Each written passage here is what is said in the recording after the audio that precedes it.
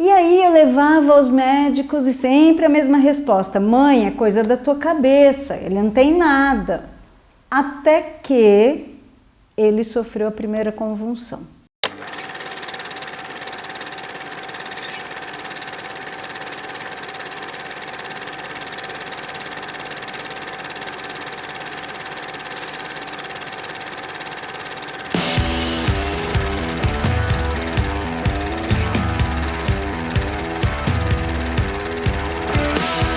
Senhoras e senhores, meu nome é Emílio. Com 42 anos, eu sofri um AVC isquêmico. Eu não andava, eu não falava, nada. Mas agora tá tudo bem, tá lindo. Zoe, a vida é hoje. Regina Celi, mãe do Matheus. Mãe do Matheus, tudo bem? Tudo bem, Emílio. Faz quanto tempo que você teve o Matheus? 9 aninhos que eu tenho esse anjo na minha vida. Ele é autista. Sim, o Matheus, ele é autista e possui algumas comorbidades. Ele tem epilepsia, uma epilepsia um pouquinho forte, né? Ele depende de vários medicamentos para controlar a epilepsia. E ele, devido aos medicamentos de epilepsia, ele também tem distonia muscular, hipotonia muscular, muitos problemas de coordenação motora. Mas eu vi ele na palestra da Leila, né? Sim, da Leila Donato. Parecia um menino feliz. Sim, graças a Deus, né? Essa foi uma promessa que eu fiz quando ele nasceu. No que o meu filho nasceu, eu coloquei ele no meu peito e falei: meu filho, você vai sorrir a sua vida inteira, você vai ser muito feliz. E eu nem sequer sabia que ele teria algum tipo de deficiência ou alguma comorbidade, e eu fiz essa promessa para ele, né? Eu prometi a Deus que meu filho seria feliz e graças a Deus ele é. Muito.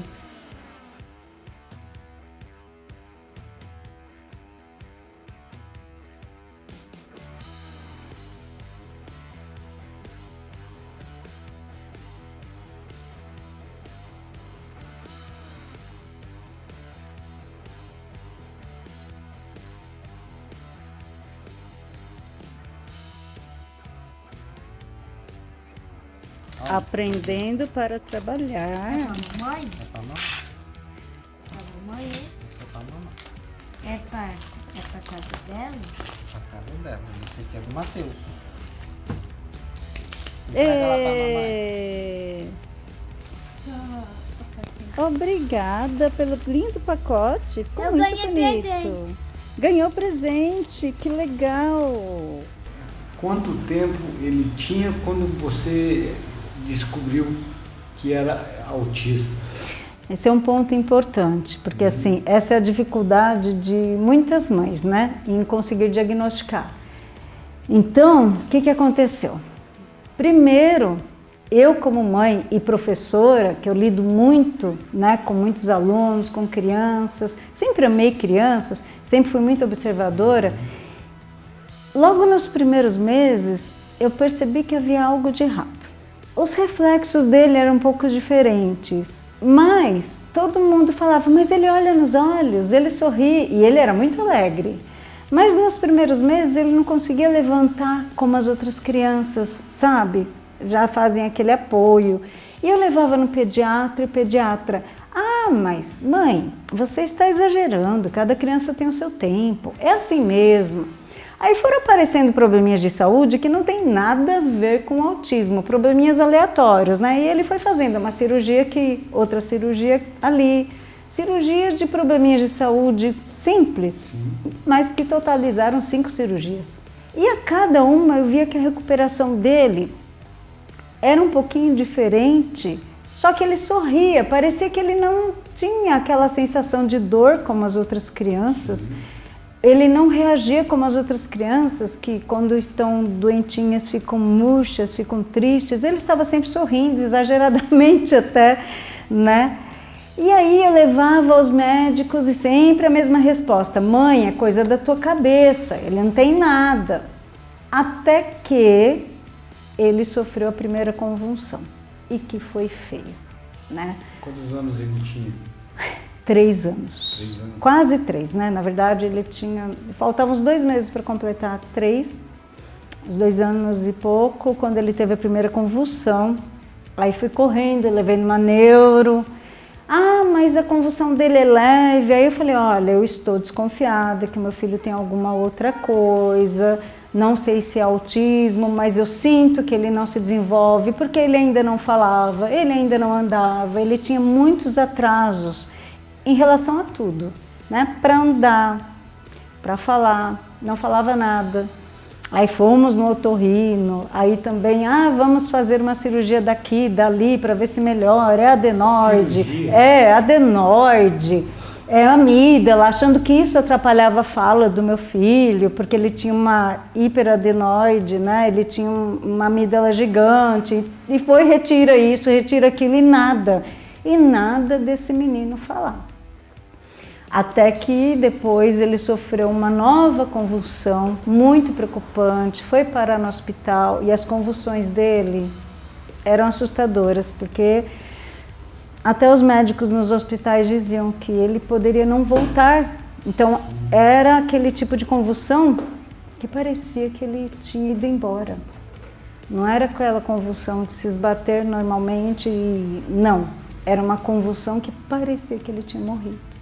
Era angustiante, Emília, eu não gosto nem de lembrar, sabe? Eu ficava assim, que eu falava: meu Deus, ninguém acerta o que esse menino tem. Até que eu conheci a doutora Maristela, anjo na nossa vida, que quando eu levei ele lá, mais por conta da segunda convulsão, foi que ela viu. Falou: você está certa, mãe. Não é coisa da sua cabeça. Seu filho é autista.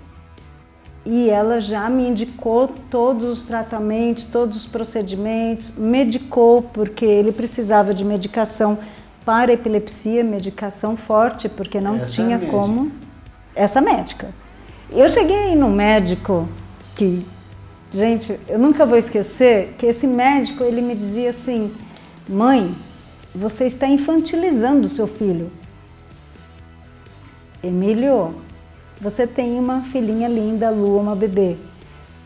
Meu filho era um bebê. Como que você infantiliza um bebê? Nossa Senhora. Ele queria o quê? Que eu adultilizasse, vamos inventar um termo aqui, adultilizasse uma criança, um bebê de 2 anos. E aí ele dizia: mãe, ele é assim, ele não se desenvolve porque você infantiliza ele. E eu sempre fui aquela mãe que queria que ele fosse independente, eu sempre fui, aliás, até hoje. Como você viu lá na palestra, ele chegou a subir no palco e falar: senhoras e senhores.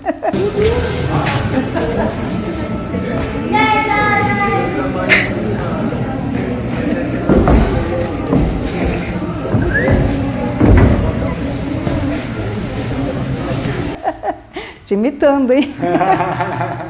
Então, eu sempre lutei pela independência dele, porque eu cresci sendo uma criança muito independente e eu sou a favor disso. Ele tem 7 anos? 9? 9. Agora ele tem 9. E o Matheus, só depois que ele começou a fazer tratamento de TO, fonoaudióloga, psicopedagoga, fisioterapia e psicóloga, mas ele não tinha nada. E um acompanhamento muito, muito, muito constante da neuro, que é a Maristela, que é um anjo, que o acompanha desde que ela o diagnosticou, desde os 3 aninhos. Com tudo isso ele conseguiu melhorar. Inteligente, ele é demais, ele não tem déficit intelectual nenhum, ele é muito inteligente. Mas ele não conseguia escrever, a mãozinha dele não fechava, não tinha coordenação, ele não conseguia falar, ele não conseguia assimilar o mundo à sua volta. E isso que as pessoas não entendem, né? Tá tendo uma birra, está gritando porque é birra. Então eu não conseguia ir com ele em uma loja, em um shopping, em um passeio. Em festinhas mesmo, ele já agia de forma diferente, porque é muito barulho, é muita gente, né? Então ele tinha já, desde pequeno, um grau de sensibilidade muito intenso em tudo. Mas, por exemplo, ele fala normalmente? Hoje, ele fala, depois de muito treino, ele ainda tem algumas dificuldades para fala, né? Então, por exemplo, algumas letras não saem, alguns fonemas são difíceis para ele. Agora, ele não consegue expressar o que ele sente. E criar um diálogo como nós estamos aqui agora, ele não consegue. Então, o modo operante do cérebro de uma criança autista é diferente. E esse diferente, quando eu digo diferente, é muito diferente, Emílio, porque nenhum autista é igual ao outro. Um fator muito importante, existe muito aquele estereótipo de... o doutor lá do filme, o Good Doctor, né? Aquele doutor, ele é genial, nossa, ele é incrível. Existe também aquele estereótipo de alguns filmes das esquisitices do autista, né? Que tem algumas manias. Mas, gente, os autistas são diferentes, nem todos são assim. Isso é muito importante frisar. Hoje mesmo eu até chorei, porque eu fiquei muito chateada com a ação de uma pessoa. É importante vocês entenderem, por isso que eu luto para conscientizar que nem todo autista é superdotado, é super inteligente. Sim. Assim como nem todo autista não gosta de toque, carinho e abraço. O meu é exagerado, tá? Ele vai te ver uma segunda vez, Emílio, ele vai te abraçar, ele vai te beijar. Ele já é aquele autista que gosta de toque. O seu não é violento? O Matheus, ele não é agressivo de falar, ele é violento com raiva. O que acontece quando ele tem crise? Ele se descontrola, ele se esbate. E às vezes, quando eu vou contê-lo, e isso preocupa porque ele está ficando grande, quando eu vou contê-lo, eu me machuco. Mas porque ele perde totalmente a noção e fica se esbatendo ou grita. Então, muitas pessoas acham que todo autista é agressivo, mas não é uma agressividade de bater ou de querer te bater, te fazer mal. Alguns até são nervosos, o Matheus não, ele se descontrola no caso de um barulho, uma coisa que acontece que tira ele do eixo. Quando sai da rotina, por exemplo, várias vezes eu quase bati o carro. Por acontecer algo no caminho, um acidente ou o trânsito para, eu sou obrigada a mudar de rota, e aí ele gritava e se esbatia incansavelmente no carro, quando pequeno. Agora ele está ficando grande, outro dia ele quase quebrou o carro, mas não é intencional. Não é intencional e não é sempre, né? Então, isso é complicado, Emílio, para as pessoas entenderem. Porque quando o autista tem um descontrole da situação que está à sua volta, ele não consegue, como nós, se adaptar àquele fato, um acidente, alguma coisa, ele entra em crise porque ele não consegue assimilar. Crise, você fala, os autistas, como é uma crise? Então, também é bem variável, depende dos autistas. No caso do meu filho, ele grita quando pequenininho se jogava no chão. Hoje ele grita e sai correndo, e é um perigo.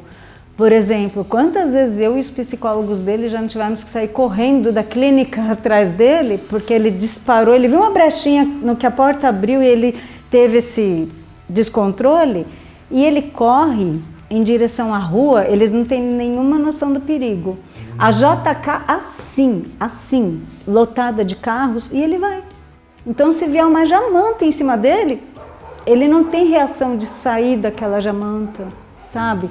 Ele vai atravessar com os carros passando, eles não têm noção do perigo. Então no caso do Matheus, quando pequenininho, ele tinha aquilo que o pessoal chama de birra clássica, que não é birra, Ele se descontrolava, aí ele perdia o controle do corpinho, ele caía no chão e ficava gritando e se esbatendo no chão. E às vezes, quando esse descontrole é muito grande, pode causar uma convulsão. Ele deixou de ter convulsão nesses casos por causa da medicação. Aí, por exemplo, hoje ele não tem mais convulsões? As convulsões dele hoje estão controladas, faz 2 anos que ele não tem, mas porque ele toma 2 medicamentos muito fortes. E isso é o problema, né? Porque para consertar uma coisa, piora a outra. Então, devido ao excesso de medicamentos, ele acaba tendo outros probleminhas que vêm em decorrência. É o caso da distonia, né? O problema da coordenação. E como ele já tem o problema de tônus muscular muito fraco, né? Então ele precisa muito se exercitar, ele precisa fazer natação, ele precisa se exercitar para fortalecer, porque senão ele tem um tônus muscular muito fraco. Se a vida é hoje, como que está a vida de vocês, sua e do Matheus? Olha, tendo em vista que eu já chorei muito em hospital achando que ia perder meu filho, que ajoelhei ali, chorei pedindo a Deus para ele não ir embora, eu digo que com tudo isso a nossa vida é maravilhosa, sabe por quê? As pessoas falam, Regina, como você aguenta? É muito medicamento, é muito caro, é muito trabalho, ele está grande, você não aguenta mais carregar, puxar quando ele tem crise. Mas com tudo isso, Emílio, sabe, as pessoas falam, mas você deve sofrer muito.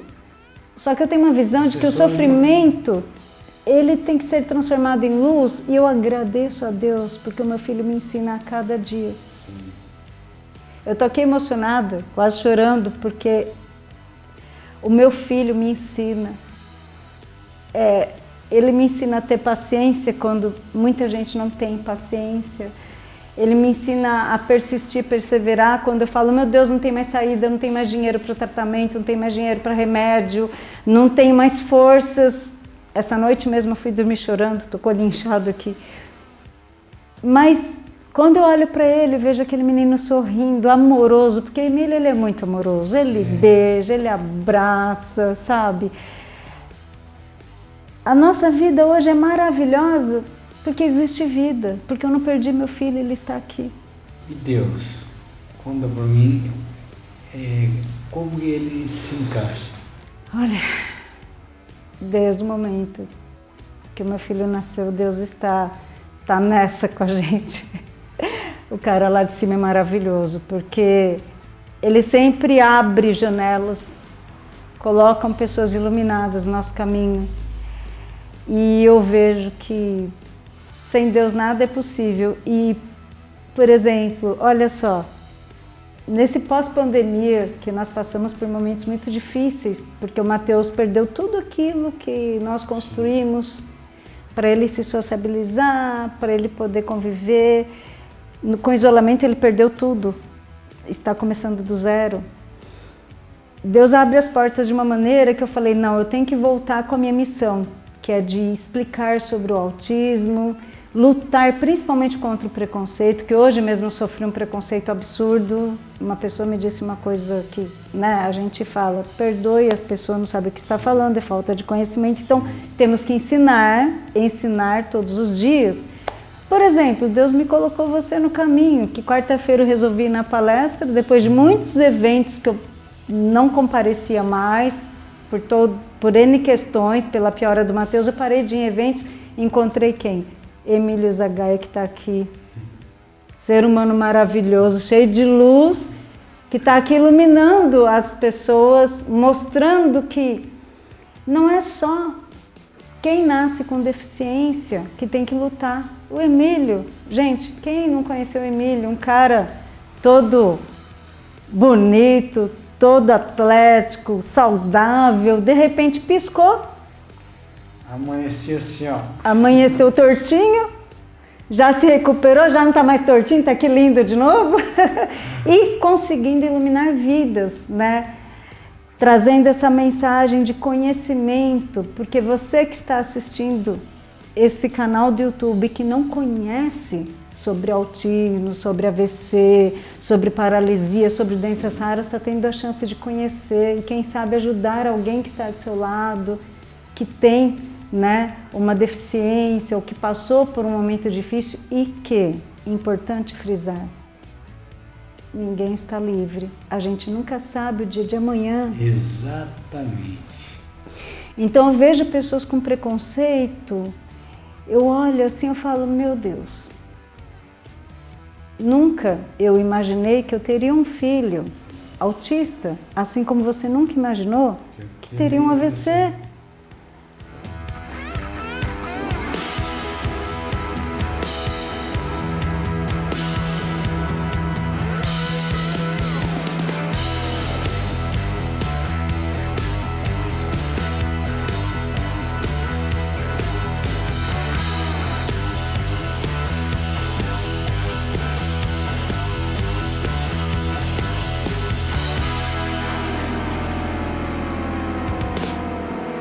Zoe, a vida é hoje.